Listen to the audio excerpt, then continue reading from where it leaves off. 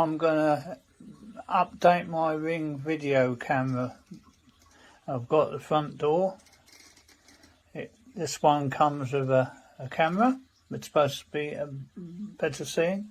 An adapter plate, various screws, bits and pieces, a screwdriver,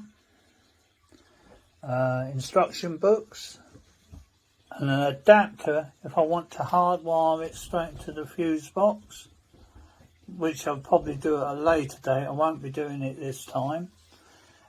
Instructions on how to do that. Back to the box. Different sizes, different languages, and what to do, so on.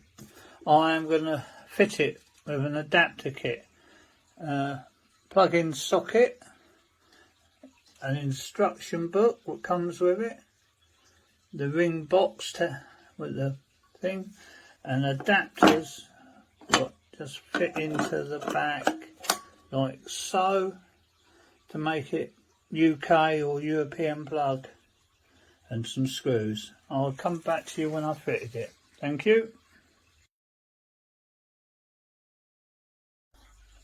Down the side of the cable, when you're fitting this, that little ridge down on that one cable means it's negative. Do not connect it to the positive side.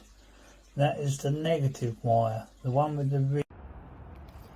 So the doorbell is installed. We can see it's installed because the light is white, which threw me a little bit because I bought two identical bells. One from Amazon, which is this one, and the other one from Argus. But look,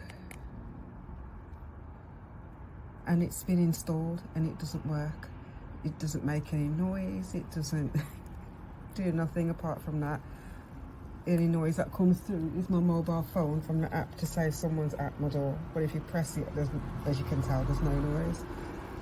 And I'm kind of frustrated because once you take something and open it, it's not returnable anywhere unless it's faulty.